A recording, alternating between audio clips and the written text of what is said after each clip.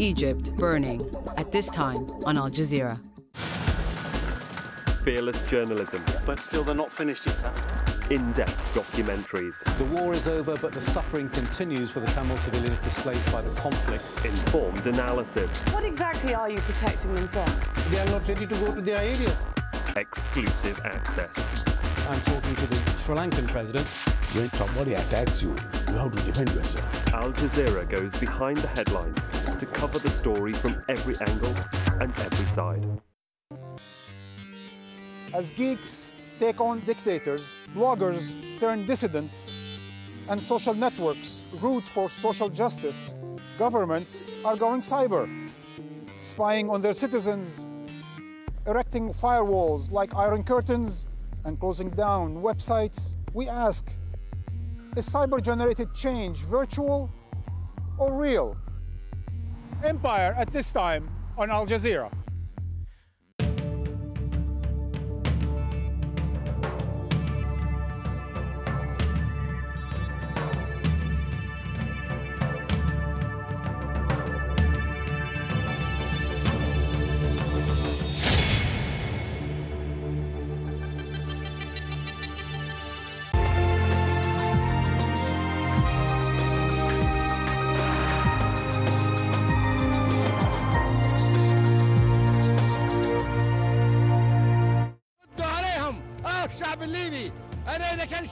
It's not over. Gaddafi rallies his supporters in Tripoli, but elsewhere in the capital, Gaddafi loyalists open fire on protesters. More Libyans die on the streets.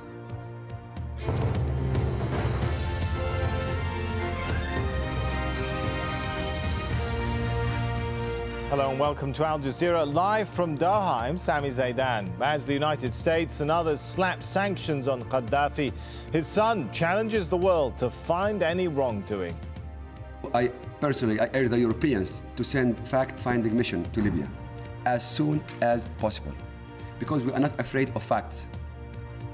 But people in Benghazi want Gaddafi to pay for shedding Libyan blood. And the UN's also taking a stand. The violence must stop. Those responsible for so brutally shedding the blood of innocents must be punished.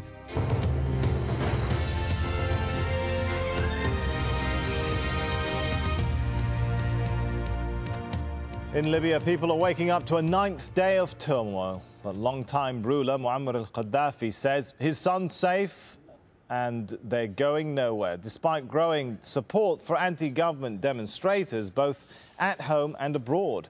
Well, there's been a call for concrete action by the UN chief, and its most powerful body votes on fresh sanctions against Gaddafi and his entourage.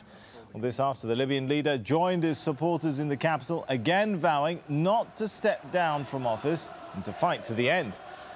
And these are the implications. Protesters fired upon in Tripoli, where another crackdown began after Friday prayers. We'll hear from one man who was there. Just 50 kilometers away in Zawiya, a different picture. This amateur video appears to show more soldiers switching sides. Well, in a moment, we'll hear from our correspondent inside Libya in the east of the country after this report from Nadim Barber. Denouncing the man whose forces they ran out of town. In Libya's eastern city of Benghazi, calls for Muammar al-Gaddafi to be brought to justice. We do not want him to flee to another country. We want to punish him because he shed Libyan blood. He killed our young people. Earlier on in the capital Tripoli, there were violent scenes as security forces loyal to Gaddafi fired on protesters. Several people were reportedly killed. Following Friday prayers, pro-democracy demonstrators had converged on the capital from towns all around. After claiming protesters across the country are influenced by both Al-Qaeda and hallucinogenic drugs, Libya's leader appeared in front of supporters in Green Square, insisting the population was behind him. The Libyan people, if I'm not loved by my people, I don't deserve to live. If my people, the Arab and African peoples, and all peoples do not love Muammar al-Gaddafi does not deserve to live only for one day. How much of this he believes is anyone's guess. Despite these pictures, Gaddafi officials admit large parts of Libya are now controlled by his opponents. But his son is now on a media offensive, telling invited journalists that Libya's armed forces have not attacked peaceful protesters. I personally urge the Europeans to send fact-finding mission to Libya as soon as possible, because we are not afraid of facts. We are worried about rumors and lies. To back him up, state television's been showing statements by army officers. We are not fighting the youth because they are part of our people. We are only fighting the bandits. We had strict orders not to attack civilians but to defend ourselves and minimize casualties. The pictures shown on media outlets, including AlJazeera, are old, and I challenge anyone to show any new pictures of violence against civilians. All the while, the violence claims more victims. One protester sheltering with some of the injured in Tripoli described the scene to AlJazeera. Gunfiring is still heavily heard around us, and as I said, we are taking refuge with people we don't know and they don't know us. Other people are taken detained alive at gunpoint. Also hear the gunfiring and shooting around me. It is very heavy and intense. Those who want Gaddafi gone may be feeling emboldened, but for now it seems he's digging in his heels. Nadeem Barber, AlJazeera.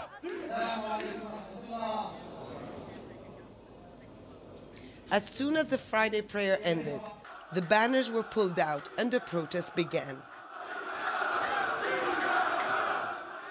On the grounds of the mosque where several companions of the Prophet Muhammad are believed to be buried. And now they have been joined by 11 victims who died on February 17th, the fallen of this uprising. It's in their name that the demonstrations are continuing. The people want the fall of the regime, the same slogan that swept Tunisia and Egypt, now echoed across eastern Libya. And the same demands: basic rights, freedom and dignity. The pressure continuing to end 40 years of authoritarian rule by a leader they don't seem to be afraid of anymore. They can count on strong support from the army. Here, local commanders announcing that they are on the side of this popular revolt. The Libyan leader has more than once depicted protesters as drug addicts or supporters of Al-Qaeda. Gaddafi named Abdel Hakim al-Hassadi as the local leader of the group. In an exclusive interview to AlJazeera, he denies these allegations. When the uprising started and I saw there was an opportunity to change the regime, I decided to join. We have no further aims of establishing an Islamic emirate or anything else, but this is an excuse to scare people off. In a separate demonstration, women are making their voices heard as well. They want a free Libya where their husbands, sons and fathers are safe. Today, Libya is free. Today, Libya is free, and for all. I told him just one word: don't go out. Stay. We're gonna bring you and kill you as you killed our people. But there's no comeback. No comeback. Thank you.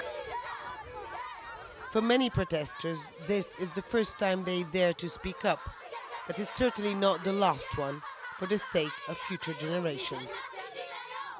Well, the UN Security Council has released a draft resolution calling for action after the violence in Libya.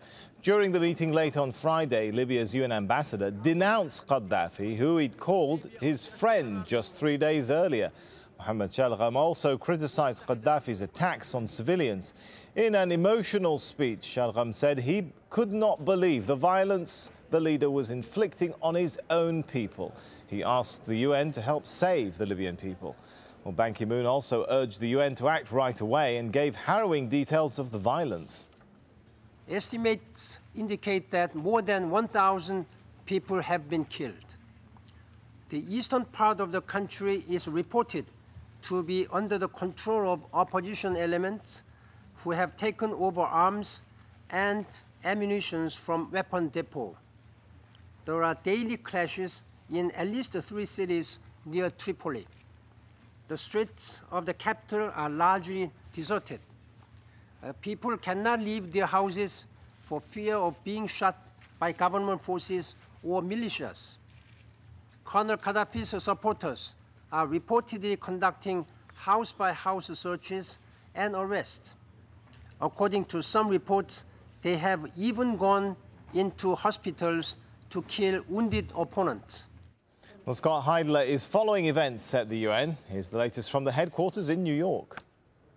After a briefing by Secretary General Ban Ki-moon of just how dire the situation is in Libya, the Security Council also heard an emotional plea from the Libyan ambassador to the United Nations. That is when there was a draft resolution floated to be reviewed by the members. It was drafted by the United Kingdom and France, and in that resolution it calls for a referral to the International Criminal Court for possible crimes against humanity. There's an arms embargo and a travel ban for Gaddafi's inner circle.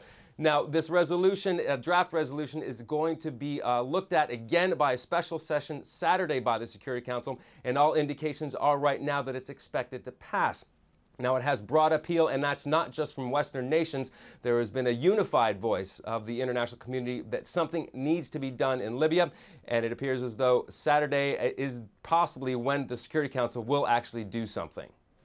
Well, let's look now more closely at the sanctions placed on Gaddafi's regime by Washington. The U.S. plans to freeze assets held inside America by the Libyan leader and his 4 children. All U.S. banks have been put on notice for a sudden movement of funds from Libya, and all U.S. military assistance will now be cut off.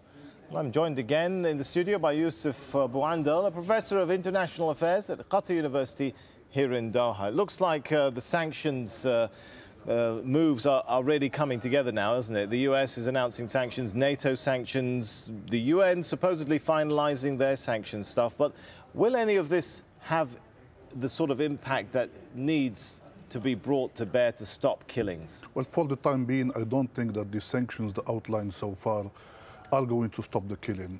We are waiting for the next resolution by the Security Council, and we'll see the extent to which the international community is willing to go to stop the killings. But nonetheless, these sanctions by the US will definitely send a strong signal to Gaddafi and his inner circle that they take the violations that are taking place in Libya very, very seriously indeed.